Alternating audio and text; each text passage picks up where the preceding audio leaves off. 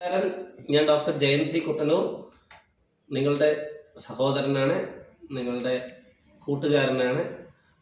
അതുമല്ലാതെ ഞാനൊരു ക്ലിനിക്കൽ സൈക്കോളജിസ്റ്റാണ്, സാമൂഹ്യ പ്രവർത്തകനാണ്, സർവോപരി ഒരു ബിസിനസ്സുകാരനും കൂടിയാണ്. കേരളത്തിൽ, തമിഴ്നാട്ടിലും കർണാടകയിലുമായി ഏകദേശം 6ഓളം സ്ഥാപനങ്ങൾ നടത്തുന്നു. വളരെ നല്ല രീതിയിൽ പ്രവർത്തിക്കുന്നു. ഏകദേശം 12 വർഷമായിട്ട് ആ സ്ഥാപനങ്ങളെല്ലാം വളരെ നല്ല രീതിയിൽ പ്രവർത്തിച്ചു വരുന്നു. എന്നെക്കുറിച്ച് പറയുകയാണെങ്കിൽ, നമ്മൾ പൈലോ കൊയ്ലോ, പ്രശസ്ത എഴുത്തുകാരനായ പൈലോ കൊയ്ലോ പറയും പോലെ, ഒരാൾ എന്താകണമെന്ന് ജീവിതത്തിൽ അതിയായി ആഗ്രഹിക്കുകയാണെങ്കിൽ, അത് ആഗ്രഹം യഥാർത്ഥവും സത്യസന്ധവുമാണെങ്കിൽ അയാൾക്ക് ആ ജീവിതത്തിൽ ആ ഉദ്ദേശിക്കുന്ന കാര്യത്തിൽ എത്തിച്ചേരാൻ കഴിയുമെന്ന് അത് സത്യം തന്നെയാണ്. അതെൻ്റെ ജീവിതത്തിൽ ഞാൻ തെളിയിച്ചതാണ്, ജീവിതത്തിൽ അനുഭവത്തിലൂടെ മനസ്സിലാക്കിയതാണ്. ഒരുപാട് കഷ്ടങ്ങളിലൂടെ കടന്നു പോകേണ്ട വന്നിട്ടുണ്ട് ജീവിതത്തിൽ. ഒരുപാട് ഘട്ടങ്ങളിലൂടെ കടന്നു പോകുന്നത്. 19 വയസ്സിൽ നാട് വിട്ട് ബാംഗ്ലൂരിലേക്ക് ചേക്കേറുമ്പോൾ ഒരുപാട് കഷ്ടങ്ങൾ അനുഭവിക്കണം. ഭാഷ അറിയില്ല, സംസ്കാരം അറിയില്ല, ഭക്ഷണ രീതി അറിയില്ല. ജീവിതത്തിൽ ഒരു 19 വയസ്സുകാരൻ അത് വീടും കുത്തനൂർ സ്കൂളും അറ്റ് ലാസ്റ്റ് വിക്ടോറിയ കോളേജും അതിൻ്റെ പരിസരവും അല്ലാതെ വേറെ ഒന്നും അറിയാത്ത സാധാരണക്കാരനായിട്ടുള്ള ഒരു പയ്യൻ ബാംഗ്ലൂരിലേക്ക് നാട് വിടേണ്ട ഒരു സാഹചര്യം വന്നപ്പോൾ അവിടെ നിന്ന് അനുഭവിക്കേണ്ടി വന്ന ജീവിതത്തിലെ ഒരുപാട് പ്രശ്നങ്ങൾ എന്നെ ജീവിക്കാൻ പ്രേരിപ്പിച്ചു. ജീവിക്കാൻ ഒരുപാട് ഘട്ടങ്ങൾ നമ്മളെ സഹായിച്ചു. ഒരിക്കൽ ഞാൻ ആത്മഹത്യക്ക് ശ്രമിച്ച ഒരാളാണ്. 19 വയസ്സിൽ ആത്മഹത്യക്ക് ശ്രമിക്കുകയും ജീവിതത്തിൽ ആത്മഹത്യയിൽ കൂടെ പരാജയപ്പെടുകയാണ് ചെയ്തത്. ആ പരാജയം പക്ഷേ എൻ്റെ ജീവിതത്തിലെ വിജയമായി മാറാൻ പിന്നീട് ഉള്ള പ്രയത്നങ്ങൾക്ക് കൊണ്ട് കഴിഞ്ഞു. ഇന്ന് ഞാൻ കുട്ടികളുടെ മനഃശാസ്ത്രത്തിൽ ഡോക്ടറേറ്റും സെക്സ് എഡ്യൂക്കേഷനിൽ എംഫിലും, psychology, MA criminology and forensic science, MA public administration എന്നിവയിൽ ബിരുദാനന്തര ബിരുദവും, PG diploma in nursing, PG diploma in computer applications, അങ്ങനെ നിരവധി ചെറിയ ചെറിയ കോഴ്സുകൾ നിലവിൽ ചെയ്തിട്ടുണ്ട്. ഇതെല്ലാം ഞാൻ ഒരു ദിവസം കൊണ്ട് പഠിക്കുകയോ മാസങ്ങൾ കൊണ്ട് വർഷങ്ങൾ കൊണ്ട് പഠിക്കുകയോ ചെയ്തതല്ല. അല്ല, സാധാരണ കോളേജിൽ പോയി പഠിച്ചതല്ല. ഞാൻ 19 വയസ്സിൽ നാട് വിടുമ്പോൾ വെറും പ്രീ ഡിഗ്രി വരെ പഠിച്ചിട്ടുള്ള ഒരു പയ്യനായിരുന്നു. അതിൽ നിന്ന് ഞാൻ ഓരോ ദിവസവും പഠിക്കുകയും ജീവിതത്തിൽ തൊഴിൽ കണ്ടെത്തുകയും ചായക്കടയിൽ പോലും പണിയെടുത്തിട്ടുണ്ട്. കോയമ്പത്തൂരിലെ സംഘം ബേക്കറിയിൽ ആണ് എൻ്റെ ജീവിതത്തിലെ ആദ്യത്തെ തൊഴിൽ തുടങ്ങുന്നത്. അവിടെ നിന്ന് ബാംഗ്ലൂരിലേക്ക് പോകുന്നു. ബാംഗ്ലൂരിൽ പോയി നിരവധി കമ്പനികളിൽ വർക്ക് ചെയ്യുന്നു. ഗ്രാഫിക് ഡിസൈനറായി വർക്ക് ചെയ്തു. അവിടെ നിന്ന് നേരെ തിരിച്ച് കോയമ്പത്തൂരിലേക്ക് വന്നു. കോയമ്പത്തൂരിൽ നിരവധി സ്ഥാപനങ്ങളിലും ചെറുതും വലുതുമായിട്ടുള്ള സ്ഥാപനങ്ങളിലൊക്കെ വർക്ക് ചെയ്യുന്ന എൻ്റെ കൂടെ തന്നെ പഠിക്കുക, അറിവ് നേടുക എന്നൊരു വലിയൊരു ആഗ്രഹം എൻ്റെ മനസ്സിലുണ്ടായിരുന്നു. കാരണം വീട്ടിലെ സാമ്പത്തിക ബുദ്ധിമുട്ട്, വീട്ടിലെ പ്രശ്നങ്ങൾ കാരണം എന്നെ പഠിപ്പിക്കാൻ ആളുണ്ടായിരുന്നില്ല. പഠിച്ച് മുന്നേറാൻ എനിക്ക് താല്പര്യമുണ്ടായിരുന്നു. കാരണം 10ാം ക്ലാസ്സിൽ റാങ്കോട് കൂടി പാസ്സായ ഒരാളായിരുന്നു. വിക്ടോറിയ കോളേജിൽ സയൻസ് ഗ്രൂപ്പായിരുന്നു ഞാൻ പഠിച്ചിട്ടുണ്ടായിരുന്നത്. പക്ഷേ എന്നെ മുന്നോട്ട് കൊണ്ടുപോകാൻ ആരും ഉണ്ടായിരുന്നില്ല. എൻ്റെ ജീവിതത്തിൽ അങ്ങനെ ഒരു ഗോഡ് ഫാദർ ആകാത്തത് കൊണ്ടായിരിക്കാം ജീവിതത്തിൽ ഒരു മെച്ചപ്പെട്ട ലൈഫ് ഞാൻ സ്വയം കണ്ടെത്തേണ്ടി വന്നു. പക്ഷെ അതിനെനിക്കിന്നത് സങ്കടമായി തോന്നുന്നില്ല. കാരണം ഞാൻ ജീവിതത്തിൽ അച്ചീവ് ചെയ്തു. അപ്പോൾ അന്ന് കാലത്ത് ഈവനിങ് കോളേജിൽ പഠിക്കുകയും പകൽ ജോലിക്ക് പോവുകയും ചെയ്തിട്ടായിരുന്നു ഞാൻ ഇത്രയും കോഴ്സുകൾ ചെയ്യാൻ കഴിഞ്ഞത്. അങ്ങനെ ജീവിതത്തിൽ ഒരുപാട് ഘട്ടങ്ങളിലൂടെ കടന്നു പോയപ്പോഴും, ഞാൻ ജീവിതത്തിൽ ഒരുപാട് തളർച്ചകൾ അനുഭവിച്ചോളും, ഒരുപാട് പരാജയങ്ങൾ ഏറ്റുവാങ്ങിയപ്പോഴും വീണ്ടും വീണ്ടും ജീവിതത്തിൽ ഉന്നതിയിലെത്തണം, ജീവിതത്തിൽ രക്ഷപ്പെടണം എന്നൊരു അതിയായ ആഗ്രഹം കൊണ്ട് ജീവിതത്തിൽ രക്ഷപ്പെടാൻ ഇന്ന് കഴിഞ്ഞു.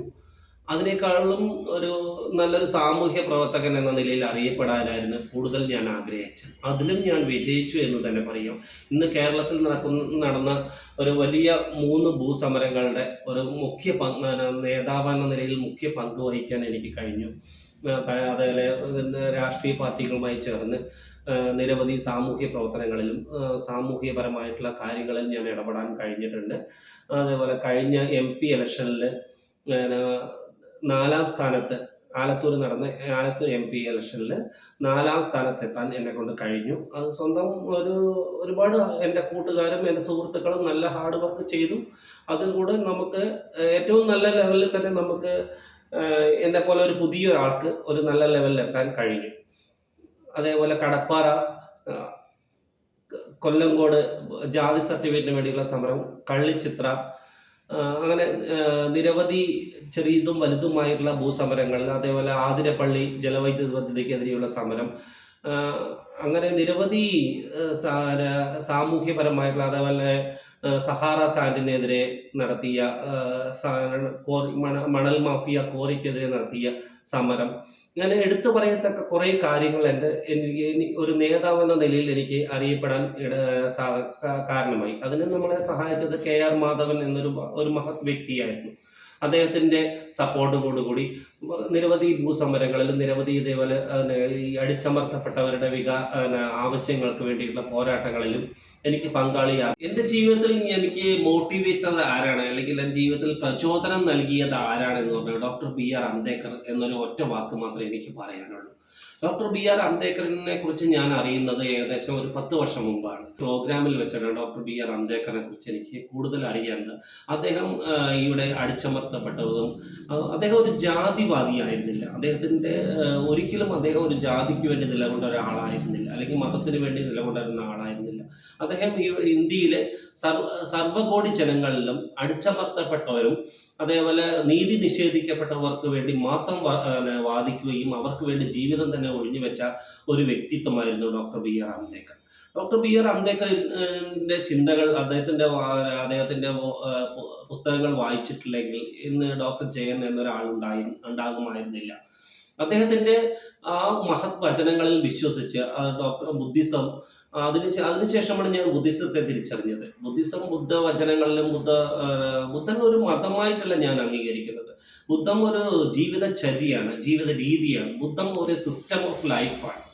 ആ ലൈഫിൽ മുന്നോട്ട് പോകുമ്പോഴാണ് പല കാര്യങ്ങളും ഞാൻ കൂടുതൽ പഠിക്കുകയും ജീവിതത്തിൽ ഒരുപാട് അർത്ഥങ്ങളിലേക്ക് എനിക്ക് എത്തിച്ചേരാൻ കഴിയുകയും ചെയ്തത്.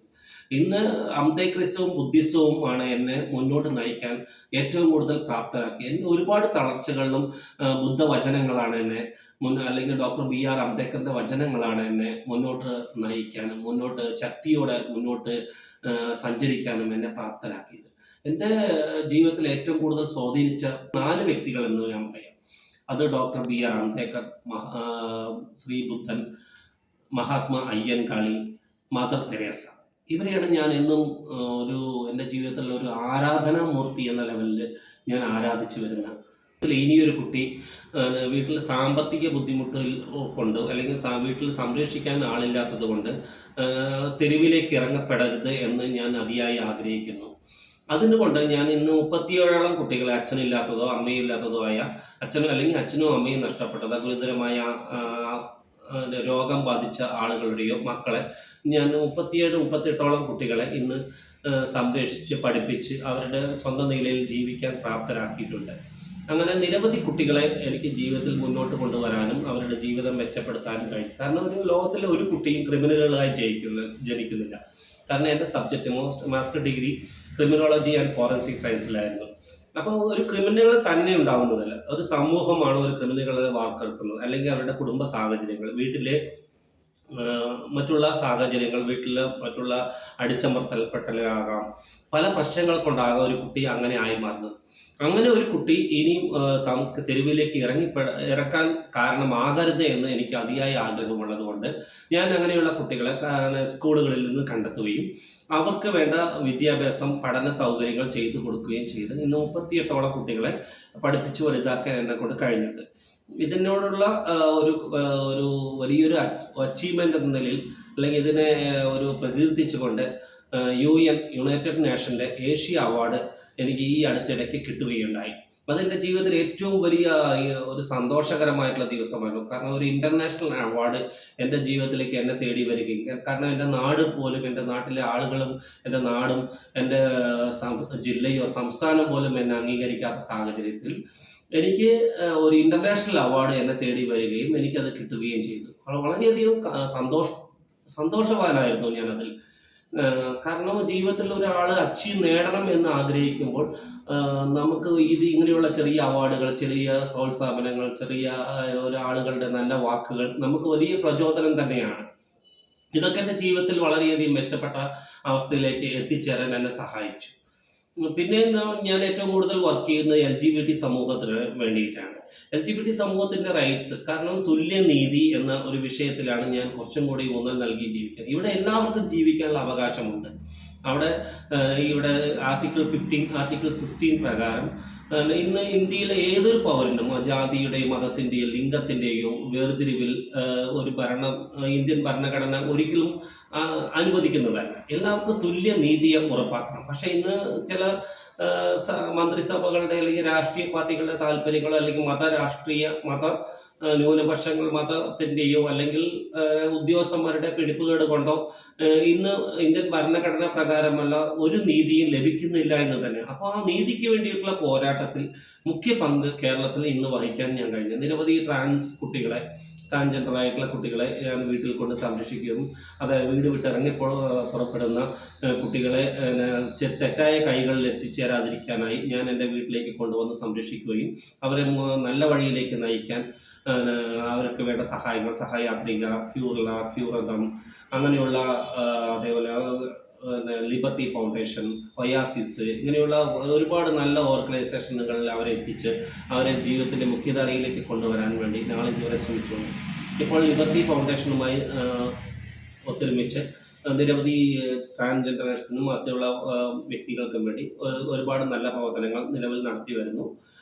ഇതിനെല്ലാം കൂടെ ചേർന്ന് ഞങ്ങളുടെ സ്ഥാപനങ്ങൾക്കെല്ലാം കൂടെ ആൽവിൻ എഡ്യൂക്കേഷൻ ട്രസ്റ്റ് എന്ന പേരിൽ എൻ്റെ മകൻ്റെ പേരിൽ ഒരു ട്രസ്റ്റ് നടത്തുന്നുണ്ട്. ആ ട്രസ്റ്റിൻ്റെ അണ്ടറിൽ വരുന്ന സാമ്പത്തിക ആവശ്യങ്ങൾക്ക് വേണ്ടി ഞങ്ങൾ ഒരു ഫണ്ട് നിശ്ചിത തുക എല്ലാ വർഷവും ഞങ്ങൾ മാറ്റിവെച്ച് അതിൽ നിന്ന് ഒരു നിശ്ചിത തുകയെടുത്ത് ട്രാൻസ്ജെൻഡേഴ്സ് ആയിട്ടുള്ള ആളുകളുടെ വിദ്യാഭ്യാസത്തിന് വേണ്ടിയും അതുപോലെ വികലാംഗരായിട്ടുള്ള കുട്ടികളുടെ ക്ഷേമ പ്രവർത്തനങ്ങൾക്ക് വേണ്ടി, ഇതേപോലെ വീട്ടിൽ നിന്ന് ഇറക്കവിടപ്പെടുന്ന അല്ലെങ്കിൽ അച്ഛനോ അമ്മയും നഷ്ടപ്പെട്ട കുട്ടികളുടെ വിദ്യാഭ്യാസത്തിന് വേണ്ടി ഞങ്ങൾ നിശ്ചിത തുക എല്ലാ വർഷവും ചിലവഴിക്കുന്നുണ്ട്. ഇങ്ങനെ ഒരു സമൂഹത്തിൽ നമ്മൾക്ക് എന്താകണമെന്ന് നമ്മൾ ആഗ്രഹിക്കുന്നുവെങ്കിൽ നമ്മൾ അതിൽ ആകാം. അതിനുള്ള സാഹചര്യങ്ങൾ ഇന്ന് നിലവിലുണ്ട്.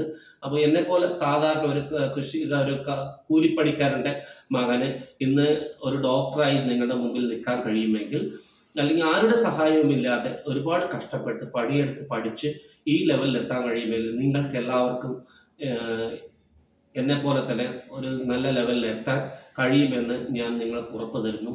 നന്ദി, നമസ്കാരം, ജയ് Bhim.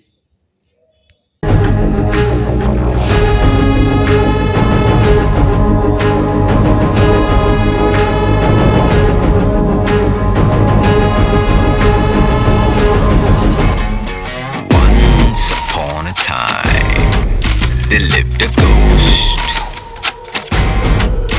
He was known to be a killer and feared the most.